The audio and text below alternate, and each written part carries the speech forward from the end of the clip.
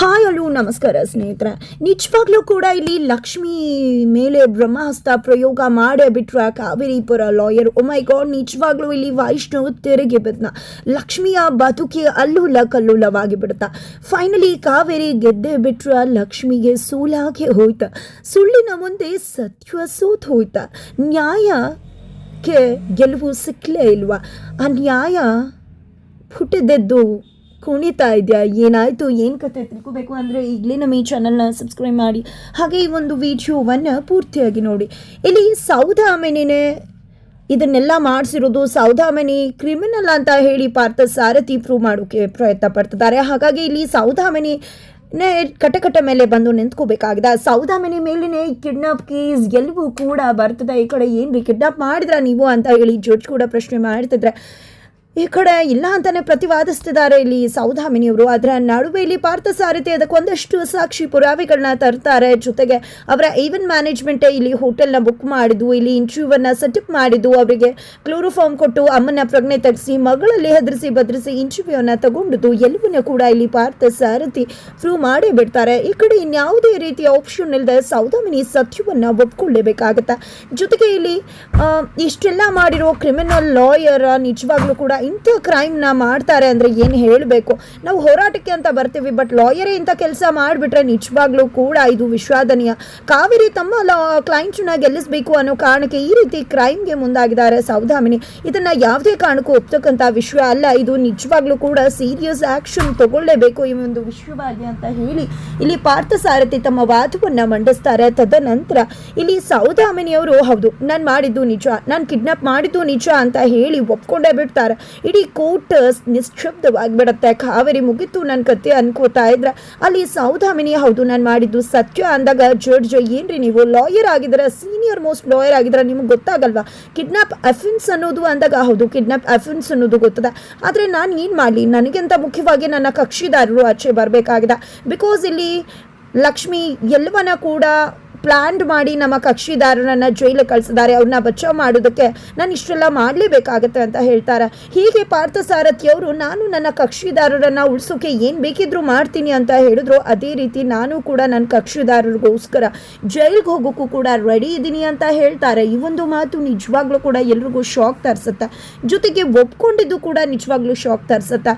ಇಲ್ಲಿ ಸೌದಾಮಿನಿ ತನ್ನ ಮಾತನ್ನು ಮುಂದುವರಿಸಿ ಹೌದು ನಾನು ಕಿಡ್ನಾಪ್ ಮಾಡಿದ್ದು ನಿಜ, ಆದರೆ ಯಾವುದೇ ರೀತಿಯ ಕೆಟ್ಟ ಉದ್ದೇಶ ಇಟ್ಕೊಂಡು ಕಿಡ್ನಾಪ್ ಮಾಡಿಲ್ಲ. ನಿಜವಾಗ್ಲೂ ಕೂಡ ಅದರಿಂದ ಕೌರಣ್ಯವ್ರಿಗಾಗಲಿ ಹಾಗೆ ಕೀರ್ತಿಗಾಗಲಿ ಯಾವುದೇ ರೀತಿ ತೊಂದರೆ ಕೂಡ ಆಗಿಲ್ಲ. ನಾನು ಕಿಡ್ನಾಪ್ ಮಾಡಿದ ಇಂಟೆನ್ಷನ್ನ ಸತ್ಯನ ಬಾಯ್ಬಿಡಿಸ್ಬೇಕು ಅನ್ನೋದು. ಯಾವ ಒಂದು ಸತ್ಯವನ್ನು ಲಕ್ಷ್ಮಿ ಮುಚ್ಚಿಟ್ಟಿದ್ರು ಆ ಸತ್ಯವನ್ನು ಬಾಯ್ಬಿಡಿಸ್ಬೇಕು. ಅಲ್ಲಿ ಕೀರ್ತಿಗೆ ಬುದ್ಧಿ ಭ್ರಮಣೆಯಾಗಿದೆ, ಯಾವುದೇ ರೀತಿ ಅವಳಿಗೆ ಹಳೆ ನೆನಪುಗಳಿಲ್ಲ, ಆಕೆ ಒಂದು ಮಗು ಮನಸ್ಸಿನ ಥರ ಅನ್ನೋದನ್ನು ನಾನು ತೋರಿಸ್ಬೇಕಾಗಿತ್ತು. ಅದಕ್ಕೋಸ್ಕರನೇ ಆ ಇಂಟರ್ವ್ಯೂ ಸೆಟಪ್ ಮಾಡಿ ಆಕೆಯಿಂದ ಎಲ್ಲವನ್ನ ಕೂಡ ಬಾಯ್ಬಿಡಿಸಿದ್ದು ಅಂತ ಹೇಳ್ತಾರೆ. ಈ ಕಡೆ ಎಲ್ರಿಗೂ ಕೂಡ ಶಾಕ್ ಆಗುತ್ತೆ. ಮಗು ಅಂತ ಹೇಳಿ, ಮಗು ಮನಸ್ಸಿನವಳು ಅಂತ ಹೇಳಿ ವೈಷ್ಣವ್ಗೂ ಕೂಡ ಅನ್ನಿಸ್ಬಿಡುತ್ತೆ. ಇತ್ತ ಕಡೆ ಕಾರುಣ್ಯವ್ರು ಕೂಡ ಇಲ್ಲ, ನನ್ನ ಮಗಳನ್ನ ಇವರು ಪ್ರೀ ಪ್ಲ್ಯಾನ್ ಮಾಡಿದ್ದು, ನಿಜವಾಗ್ಲೂ ಕೂಡ ನನ್ನ ಮಗಳಿಗೆ ಹೇಳ್ಕೊಟ್ರು, ಎಲ್ಲನೂ ಕೂಡ ಮಾಡಿದ್ರು ಅಂತಲೇ ಹೇಳ್ತಿದ್ದಾರೆ. ಜೊತೆಗೆ ಇಲ್ಲಿ ಸೌದಾಮಿನಿಯವರು ಕೀರ್ತಿ ನಿಜವಾಗ್ಲೂ ಕೂಡ ಇನ್ನೋಸೆಂಟ್ ಆಗಿದ್ದಾಳೆ, ಅವಳಿಗೆ ಏನೂ ಕೂಡ ಗೊತ್ತಿಲ್ಲ ಅಂತ ಹೇಳ್ತಿದ್ದಾಗ ಈ ಕಡೆ ನನ್ನ ಮಗಳದ್ದು ಏನೂ ಕೂಡ ತಪ್ಪಿಲ್ಲ, ಯಾಕಂದರೆ ನನ್ನ ಮಗಳು ಒಂದು ಮಗು ಮನಸ್ಸಿನ ಥರ, ಅವಳಿಗೆ ಏನು ಗೊತ್ತಿದೆ, ಅವಳಿಗೆ ಅವರೆಲ್ಲ ಹೇಳ್ಕೊಟ್ಟು ಅದನ್ನೆಲ್ಲ ಹೇಳಿಸಿದ್ದು ಅಂತ ಫೈನಲಿ ಆಕೆ ಮಗು ಮನಸ್ಸಿನ ಥರ ಅಂತ ಹೇಳಿ ಕಾರುಣ್ಯ ಅವರೇ ಟ್ರೀಟ್ಮೆಂಟ್ ಮಾಡಿಬಿಡ್ತಾರೆ. ಅದೇ ಬೇಕಿತ್ತು ಸೌದಾಮಿನಿ ಅವ್ರಿಗೆ. ಈಗಲೇ ಗೊತ್ತಾಯ್ತಲ್ಲ ಅಂತ ಅಲ್ಲಿ ಹೇಳ್ತಿದ್ದಾಗೆ ಸರಿ ಮುಂದೆ ನಿಮ್ಮ ವಾದನ ಮುಂದುವರಿಸ್ಬೋದು ಅಂತ ಹೇಳಿ ಇಲ್ಲಿ ಜಡ್ಜ್ ಹೇಳ್ತಿದ್ದಾಗೆ ಮಗದೊಮ್ಮೆ ಕೋರ್ಟ್ನ ಹಾಕ್ಕೊಂಡಿದ್ದೆ ಇಲ್ಲಿ ಸೌದಾಮಿನಿ ತಮ್ಮ ವಾದಕ್ಕೆ ಎಳಿತಾರೆ. ಫೈನಲಿ ಇಲ್ಲಿ ಪಾರ್ಥಸಾರಥಿಯವರು ಒಂದು ಹೆಜ್ಜೆ ಒಂದು ಸ್ಟೆಪ್ ಖಂಡಿತವಾಗ್ಲೂ ಹಿಂದೆ ಇದ್ದಾರೆ ಅಂತಾನೆ ಹೇಳ್ಬೋದು. ತದನಂತರ ಸೌದಾಮಿನಿಯವರು ಇಲ್ಲಿ ಕೀರ್ತಿ ತುಂಬ ಇನೋಸೆಂಟ್, ಆಕೆ ಮಾನಸಿಕ ಸ್ಥಿಮಿತವಾಗಿಲ್ಲ ಅಂತ ಹೇಳಬೇಕಿದ್ರೆ ಹೌದು ಕೀರ್ತಿ ಮಾನಸಿಕ ಸ್ಥಿಮಿತವಾಗಿಲ್ಲ ಅಂದಮೇಲೆ ಮಾನಸಿಕ ಸ್ಥಿಮಿತವಾಗಿ ಇಲ್ದಿರ್ತಕ್ಕಂಥ ಆ ಒಂದು ಸಾಕ್ಷಿಯನ್ನು ಹೇಗೆ ಪರಿಗಣಿಸಲಾಗುತ್ತೆ? ಖಂಡಿತವಾಗ್ಲೂ ಕೂಡ ಮಗು ಮನಸ್ಸಿನಲ್ಲಿ ಇರೋಳಿಗೆ ನೀವೇ ಹೇಳ್ಕೊಟ್ಟು ಹೇಳಿಸಿರ್ಬೋದಲ್ವ, ಅಂದಮೇಲೆ ಹೇಗೆ ಆ ಸಾಕ್ಷಿಯನ್ನು ಪರಿಗಣಿಸೋದು ಅಂತ ಹೇಳ್ತಿದ್ದಾಗೆ ತುಂಬ ಚೆನ್ನಾಗಿ ಹೇಳಿದ್ರಿ ಪಾರ್ಥಸಾರಥಿಯವರೇ. ಖಂಡಿತ ಮಾನಸಿಕವಾಗಿ ಸ್ಥಿಮಿತ ಇಲ್ದ ಮಗುವಿನ ಮನಸ್ಸು ಇರ್ತಕ್ಕಂಥ ಕೀರ್ತಿಯ ಒಂದು ಸಾಕ್ಷಿಯನ್ನು ಪರಿಗಣಿಸ ಆಗುವುದಿಲ್ಲ. ಖಂಡಿತ ನನಗೂ ಕೂಡ ಗೊತ್ತಿದೆ. ಹಾಗಾಗಿ ತುಂಬ ಮೈಂಡ್ ಸ್ಟೇಬಲ್ ಇರ್ತಕ್ಕಂಥ ಸಾಕ್ಷಿನೇ ನಾನು ಕೋರ್ಟ್ ಮುಂದೆ ಹಾಜರುಪಡಿಸಬೇಕು ಅಂತ ಅಂದ್ಕೊಂಡಿದ್ದೀನಿ ಅಂತ ಹೇಳ್ತಾರೆ. ಇನ್ನೂ ದೊಡ್ಡ ಶಾಕ್ ಆಗುತ್ತೆ ಯಾರು ಇರ್ಬೋದು ಅಂತ ಪಾರ್ಥಸಾರಥಿ, ಲಕ್ಷ್ಮಿ ಎಲ್ರಿಗೂ ಕೂಡ. ಆದರೆ ಇಲ್ಲಿ ಕೋರ್ಟ್ ಮಾತ್ರ 4:15 ಆಯಿತು, ಕರೆದು ವಿಚಾರಣೆ ಮಾಡುವಷ್ಟರಲ್ಲಿ ತುಂಬ ಸಮಯ ಆಗಿಬಿಡುತ್ತೆ. ಹಾಗಾಗಿ ನೆಕ್ಸ್ಟ್ ಸೆಷನ್ನ ಹೋಗೋಣ, ನಾಳೆ ಮುಂದುವರಿಲಿ ಅಂತ ಹೇಳ್ತಾರೆ. ಈ ಕಡೆ ಕಾವೇರಿ ಅವರು ಬೇಡ ಬೇಡ ಅಂತಿರ್ತಾರೆ. ಬಟ್ ಸೌದಾಮಿನಿ ಏನೂ ಮಾಡೋಕ್ಕಾಗಲ್ಲ ಸರಿ ಅಂತ ಒಪ್ಕೋತಾರೆ. ಆ ಕಡೆ ಅಂಕಿತ್ ಫೋನ್ನ ತೊಗೊಂಡು ಹೋಗಿ ಫೋನ್ ಅಂಗಡಿ ಕೊಟ್ಟಿದ್ದಾರೆ. ಪಾಸ್ವರ್ಡ್ ಎಲ್ಲ ಓಪನ್ ಮಾಡಿಕೊಡಿ ಅಂತ. ಕಳ್ಳತನದಿಂದ ಬಂದಿದ್ದ ಅಂದಾಗ ಏನು ಮಾತಾಡ್ತಿದ್ರ ನೀವು, ಕಳ್ಳತನನ ಅಂತ ಕೇಳಿದಾಗ ಆ ರೀತಿ ತೊಗೊಂಡು ಬರ್ತಾರೆ ಸರ್, ಅದಕ್ಕೆ ಹೇಳಿದ್ವಿ ನಾಳೆ ಎಷ್ಟರಲ್ಲಿ ಬಂದುಬಿಡಿ ಕೊಡ್ತೀವಿ ಅಂತ ಹೇಳ್ತಾರೆ. ಕೋರ್ಟಿನ ಕಟಕಟೆ ಕೂಡ, ಕೋರ್ಟಿನ ಕೇಸ್ ಕೂಡ ನಾಳೆ ಹೋಗಿದೆ, ಫೋನ್ ಕೂಡ ನಾಳೆ ಸಿಗತ್ತೆ ಅಂತ ಅವರು ಕೂಡ ಹೇಳಿದ್ದಾರೆ. ಇದರ ನಡುವೆ ಕಾವೇರಿ ಆಚೆ ಬರ್ತಿದ್ದಾಗೆ ಏನಿದು ಇವತ್ತೇ ಹೇಳಬೇಕಿತ್ತಲ್ವ, ಏನಾದರೂ ಹೆಚ್ಚು ಕಡಿಮೆ ಆದರೆ ಏನು ಮಾಡೋದು ಅಂದಾಗ ನೀವು ಹೇಳಿದಾಗೆಲ್ಲ ಆಗೋದಿಲ್ಲ ಕಾವೇರಿ ಅವರೇ ಅಂತ ಹೇಳ್ತಾರೆ. ನಾಳೆ ಒಂದಿನ ಅಷ್ಟೇ, ನಾನು ಇವತ್ತೇ ಮನೆಗೆ ಹೋಗಬೇಕಾಗಿತ್ತು, ನಾಳೆ ಅಂತೂ ಯಾವುದೇ ಕಾರಣಕ್ಕೂ ನಾನು ಮಗದೊಮ್ಮೆ ಜೈಲಿಗಂತೂ ಹೋಗೋದಿಲ್ಲ. ಏನಾದರೂ ಹೆಚ್ಚು ಕಡಿಮೆ ಆದರೆ ನಾನಂತೂ ಸುಮ್ಮನಿರೋದಿಲ್ಲ. ನಾವು ಯಾವ ಸಾಕ್ಷಿ ಇದೆ ಅಂತ ಅಂದ್ಕೊಂಡು ಅದನ್ನು ತುಂಬ ಸೇಫಾಗಿ ನೋಡ್ಕೋಬೇಕಾಗತ್ತೆ. ಅದ್ರ ಬಗ್ಗೆ ಯಾವುದೇ ರೀತಿಯ ಸುಳಿವು ಕೂಡ ಅವ್ರಿಗೆ ಸಿಕ್ಕೂಡ್ದು ಅಂತ ಹೇಳ್ತಿದ್ದಾರೆ.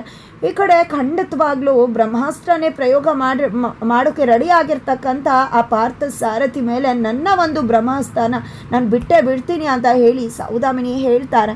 ನಂತರ ಈ ಕಡೆ ಮನೆಗೆ ಬರ್ತಾರೆ ಲಕ್ಷ್ಮಿ, ಈ ಕಡೆ ಸುಪ್ರೀತಾ ಮಾತಾಡ್ತಿದ್ದಾರೆ. ಈ ಕಡೆ ಕೀರ್ತಿ ನೋಡಿದೆ ಏನು ಮಾಡಿದ್ಲು ಅಂತ ನನಗೆ ಕೆಲವೊಮ್ಮೆ ಅನ್ನಿಸ್ಬಿಡುತ್ತೆ. ಈ ಕೀರ್ತಿ ಆ ಕಾವೇರಿ ಜೊತೆ ಸೇರ್ಕೊಂಡೆ ಇಷ್ಟೆಲ್ಲ ಮಾಡ್ತಿದ್ದಾಳೆ ಅಂತ ಅಂದಾಗ ಅವ್ರು ಏನು ಬೇಕು ಅಂತ ಮಾಡಿದಲ್ವಲ್ಲ, ಆಕೆ ಮಗು ಬನ್ಸ್ತಾರೆ, ಅವ್ಳಿಗೇನು ಗೊತ್ತಾಗತ್ತೆ ಅವ್ರಿಗೆ ಅಂತಾನೆ ಲಕ್ಷ್ಮಿ ವಾದ ಮಾಡ್ತಿದ್ದಾಳೆ. ಇದೊಂದು ಹೇಳ್ತಿ, ಆದರೆ ನಿನ್ನಷ್ಟು ನಂಬಿಕೆ ನನಗೆ ಅವಳ ಮೇಲಿಲ್ಲ ಅಂತ ಸುಪ್ರೀತಾ ಹೇಳ್ತಾರೆ. ಆದರೆ ಅವರು ಒಂದು ಸಾಕ್ಷಿ ಅಂತ ಹೇಳ್ತಿದಾರಲ್ವ, ಏನಿರ್ಬೋದು ಅದು, ಅದ್ರ ಬಗ್ಗೆ ನಾವು ಯೋಚನೆ ಮಾಡಬೇಕು ಅಂತ ಇಲ್ಲಿ ಸುಪ್ರೀತಾ ಹೇಳಿದಾಗ, ಹೌದು ಚಿಕ್ಕಮ್ಮ ಯೋಚನೆ ಮಾಡಬೇಕು, ಆದರೆ ಏನು ಮಾಡೋದು, ಅವ್ರು ನ್ಯಾಯ ರೀತಿಯಲ್ಲಿದ್ದರೆ ಯಾವುದು ಸಾಕ್ಷಿ ಅನ್ನೋದನ್ನು ನಾವು ಫೈಂಡ್ ಔಟ್ ಮಾಡ್ಬೋದು. ಆದರೆ ಅವರು ಹೋಗ್ತಿರೋದೇ ಅಡ್ಡದಾರಿ ಅಂದಾಗ ನಾವು ಹೇಗೆ ಅನ್ಯಾಯ ದಾರಿ ಇರ್ತಕ್ಕಂಥ ಸಾಕ್ಷಿನ ಫೈಂಡ್ ಔಟ್ ಮಾಡೋಕ್ಕಾಗುತ್ತೆ ಅಂತಾನೆ ಹೇಳ್ತಾರೆ. ನಂತರ ಈ ಕಡೆ ಬೆಳಗ್ಗೆ ಆಗುತ್ತೆ, ಮತ್ತೆ ಕೋರ್ಟ್ ಕಟಕಟೆಗೆ ಎಲ್ಲರೂ ಕೂಡ ಬಂದಿದ್ದಾರೆ. ಕೋರ್ಟ್ ಸೆಷನ್ ಶುರು ಆಗಿದೆ. ಮಗದೊಮ್ಮೆ ಇಲ್ಲಿ ಸೌದಾಮಿನಿ ಅವ್ರನ್ನ ಜಾರ್ಜ್ ಯಾವ್ದು ಸಾಕ್ಷಿ ಇದೆ ಅಂತ ಹೇಳಿದ್ರಲ್ವ, ಪ್ರೊಡ್ಯೂಸ್ ಮಾಡಿ ಅಂದಾಗ ಲಕ್ಷ್ಮಿನ ಕಟಕಟೆ ಕರೆಸ್ಬೇಕು ಅಂತ ಹೇಳ್ತಾರೆ. ಅವರೇ ನಮ್ಮ ಪ್ರಮುಖ ಸಾಕ್ಷಿ ಅಂದಾಗ ಇಲ್ಲಿ ಲಕ್ಷ್ಮಿಗೆ ಶಾಕ್ ಆಗ್ಬಿಡತ್ತೆ. ಏನ್ರಿ ಆಲ್ರೆಡಿ ಕರೆಸಿದ್ರಲ್ಲ ಅಂದಾಗ ಇದೇ ಬೇರೆ ರೀತಿಯಾಗಿ ಅಂತ ಹೇಳಿ ಕೋರ್ಟ್ ಕಟಕಟೆಗೆ ಕರೆಸ್ತಾರೆ. ಲಕ್ಷ್ಮಿ ಬಂದು ನಿಲ್ತಿದ್ದಾಗ ಯಾಕೆ ಹೆದರಿಕೆ ಆಗ್ತಿದ್ಯಾ, ನಿಮ್ಮ ಲಾಯರ್ ಪಾರ್ಥ ಸಾರಥಿ ಥರ ನಾನು ಬೇಡವಾದ ಪ್ರಶ್ನೆಗಳನ್ನ ಕೇಳುವುದಿಲ್ಲ ಅಂತಾರೆ. ಮತ್ತೇನ್ಯಾಕೆ ಕರೆಸಿದ್ರಿ ಅಂತ ಜಡ್ಜ್ ಕೇಳಿದಾಗ ಅವ್ರನ್ನ ಕೇಳಲೇಬೇಕಾಗುತ್ತೆ. ಒಂದು ವಿಷಯನ ನಾನು ಅವರಿಂದ ಕನ್ಫರ್ಮೇಷನ್ ತೊಗೋಬೇಕು, ಅದಕ್ಕೋಸ್ಕರ ಅಂತಾರೆ. ನಿಮಗೆ ಎಷ್ಟು ದಿನದಿಂದ ನಿಮ್ಮ ಅತ್ತೆ ಮೇಲೆ ದ್ವೇಷ, ಯಾಕೆ ಅಷ್ಟೊಂದು ದ್ವೇಷ ಮಾಡ್ತೀರಾ ಅಂದಾಗ ನನಗೆ ಯಾವುದೇ ರೀತಿ ದ್ವೇಷ ಇಲ್ಲ, ನನ್ನ ಅಪ್ಪ ಅಮ್ಮ ಅವರನ್ನು ಪೂಜಿಸಬೇಕು ಅಂತ ಹೇಳ್ಕೊಟ್ಟಿದ್ದು ಅಂದಾಗ, ಆದರೆ ನಿಮಗೆ ಇತ್ತೀಚೆಗೆ ಆ ರೀತಿಯಾದಂತಹ ಒಂದು ಭಾವನೆ ಇಲ್ಲ ಅಂತ ಹೇಳ್ತಾರೆ. ನಿಜವಾಗ್ಲೂ ಕೂಡ ನೀವು ಇವೆಲ್ಲವನ್ನ ಕೂಡ ಮಾಡಿದ್ದೀರಾ ಅಂದಾಗಲೇ ಗೊತ್ತಾಗ್ತಿದೆ ಅಲ್ವಾ ಅಂತ ಹೇಳ್ತಿದ್ರೆ ಈ ಕಡೆ ಲಕ್ಷ್ಮಿ ಶಾಕ್ ಆಗ್ತಿದ್ದಾರೆ. ಇಲ್ಲ, ಆ ರೀತಿ ಯಾವುದೇ ರೀತಿಯಲ್ಲೂ ಕೂಡ ಇಲ್ಲ ಅಂತಾರೆ. ನಾನು ಇಲ್ಲಿ ಒಂದು ವಿಡಿಯೋ ಪ್ರಸಾರ ಮಾಡಬೇಕು ಅಂತ ಹೇಳಿದ್ದೆ, ಅಲ್ಲಿ ವಿಡಿಯೋ ಕ್ಲಿಪ್ ಪ್ರಸಾರ ಆಗುತ್ತೆ. ಅದರಲ್ಲಿ ಲಕ್ಷ್ಮಿ ತನ್ನ ಮೈ ಮೇಲೆ ದೆವ್ವ ಬರದೇ ಇದ್ರು, ಕೀರ್ತಿ ದೆವ್ವ ಆತ್ಮ ಬಂದಿದೆ ಅಂತ ಹೇಳಿ ಸತ್ಯನ ಬಾಯಿ ಬಿಡಿಸ್ಬೇಕು ಅನ್ನೋ ಒಂದೇ ಕಾರಣಕ್ಕೆ ನಾನು ಆ ರೀತಿ ನಾಟಕ ಮಾಡಿದೆ ಅನ್ನೋ ಒಂದು ವಿಡಿಯೋ ವೈಷ್ಣವ್ ಜೊತೆ ಮಾತಾಡಿದ ವಿಡಿಯೋ ಪ್ರಸಾರ ಆಗುತ್ತೆ. ವಿಡಿಯೋ ಪ್ರಸಾರ ಆಗ್ತಿದ್ದಾಗ ವೈಷ್ಣವ್ ಶಾಕ್ ಆದರೆ ಈ ಕಡೆ ಕಾವೇರಿ ದಿಲ್ಖುಷ್ ಆಗ್ತಿದ್ದಾರೆ. ಈ ಕಡೆ ಲಕ್ಷ್ಮಿ ಸ್ಟನ್ ಆಗಿ ನಿಂತಿದ್ದಾರೆ. ಈ ಕಡೆ ಸೌದಾಮಿನಿ ಅವರು ನೋಡಿದ್ರೆ, ನೀವೇ ಹೇಳ್ತಿದ್ರೆ ಇದನ್ನ ನೋಡಿದ್ರೆ ಗೊತ್ತಾಗುತ್ತೆ ಜಾರ್ಜ್, ಇಲ್ಲಿ ಕಾವೇರಿ ಅವರ ವಿರುದ್ಧವಾಗಿ ಲಕ್ಷ್ಮಿ ಏನೆಲ್ಲ ಸಂಚು ಮಾಡಿದಾಳೆ. ನಿಜವಾಗ್ಲೂ ಕೂಡ ಕಾವೇರಿ ಮೇಲೆ ಅವಳಿಗೆ ಇಲ್ಲದೇ ಇರುವಂತಹ ದ್ವೇಷ ಇದೆ. ಅದೇ ಕಾರಣಕ್ಕೋಸ್ಕರ ತನ್ನ ದಾರಿಗೆ ಅಡ್ಡ ಬರಬಾರ್ದು ಅನ್ನೋ ಕಾರಣಕ್ಕೆ ಈ ರೀತಿಯೆಲ್ಲ ನಾಟಕ ಮಾಡಿ ಸುಳ್ಳನ್ನ ಹೇಳಿ ಈ ರೀತಿಯೆಲ್ಲ ಮಾಡಿದ್ದಾರೆ ಅಂತ ಹೇಳ್ತಿದ್ದಾರೆ. ಬಟ್ ಇಲ್ಲಿ ಪಾರ್ಥ ಸಾರಥಿ ಅದಕ್ಕೆ ಅಬ್ಜೆಕ್ಷನ್ ಹಾಕೋಗಿ ಬರ್ತಾರೆ, ಬಟ್ ಆಗೋದಿಲ್ಲ. ತದನಂತರ ಇಲ್ಲಿ ಲಕ್ಷ್ಮಿ ಕ್ಲಾರಿಟಿ ಕೊಡೋಕೆ ಮುಂದಾಗ್ತಿದ್ದಾಳೆ. ನಾನು ಬೇಕು ಅಂತ ಮಾಡಿದಲ್ಲ, ನಂಗೆ ಅತ್ತೆ ಮೇಲೆ ಯಾವುದೇ ದ್ವೇಷ ಇಲ್ಲ, ಆದರೆ ನನಗೆ ಕೀರ್ತಿನ ಸಾಯಿಸಿದ್ದು ಅವರೇ ಅನ್ನೋ ಅನುಮಾನ ಆಯಿತು. ಅದೇ ಕಾರಣಕ್ಕೋಸ್ಕರ ಅವರಿಂದ ಸತ್ಯ ಬಾಯಿ ಬಿಡಿಸ್ಬೇಕು ಅಂತ ನಾನು ಈ ರೀತಿ ಮಾಡಿದ್ದೆ ಹೊರತು ಇನ್ಯಾವುದೇ ಉದ್ದೇಶದಿಂದ ಅಲ್ಲ ಅಂದಾಗ, ಹೌದಾ ನಿಮಗೆ ಮಾತ್ರ ಅನುಮಾನ ಇತ್ತು ಅಂದರೆ ಬೇರೆಯವ್ರಿಗೆ ಯಾಕೆ ಆ ಅನುಮಾನ ಬರಲಿಲ್ಲ ಅನ್ನೋ ಪ್ರಶ್ನೆನ ರೈಸ್ ಮಾಡ್ತಾರೆ ಸೌದಾಮಿನಿ. ಈ ಕಡೆ ಲಕ್ಷ್ಮಿಗೆ ಏನು ಹೇಳೋಕ್ಕಾಗೋದಿಲ್ಲ. ಬಟ್ ಇಲ್ಲಿ ಕ್ಲಾರಿಟಿ ಕನ್ಕ್ಲೂಷನ್ಗೆ ಬಂದೇ ಬಿಡ್ತಾರೆ. ಸೌದಾಮಿನಿ ತಮ್ಮ ಕನ್ಕ್ಲೂಡನ್ನು ಮಾಡೇ ಬಿಡ್ತಾರೆ. ಇಲ್ಲಿ ಲಕ್ಷ್ಮಿ ತನ್ನ ಅತ್ತೆ ಮೇಲೆ ಇರ್ತಕ್ಕಂಥ ಪೂರ್ವಗ್ರಹ ಪೀಡಿತವಾಗಿ ಇಲ್ಲದೇ ಇರುವ ಅನುಮಾನದಿಂದ ಇಲ್ಲಿ ಕಾವೇರಿ ಮೇಲೆ ಇಲ್ಲದೇ ಇರುವಂಥ ಕಲ್ಪನೆ ಮಾಡಿಕೊಂಡು ಇಲ್ಲಿ ಕೀರ್ತಿನ ಯೂಸ್ ಮಾಡಿಕೊಂಡು ಇನ್ನೇನೋ ಮಾಡಿ ಇನ್ನೊಂದಷ್ಟು ಸಂಗತಿಗಳನ್ನ ಸೃಷ್ಟಿ ಮಾಡಿ ಸುಳ್ಳನ್ನು ಸೃಷ್ಟಿ ಮಾಡಿ ಇದೆಲ್ಲವನ್ನ ಕೂಡ ಮಾಡಿದ್ದಾರೆ.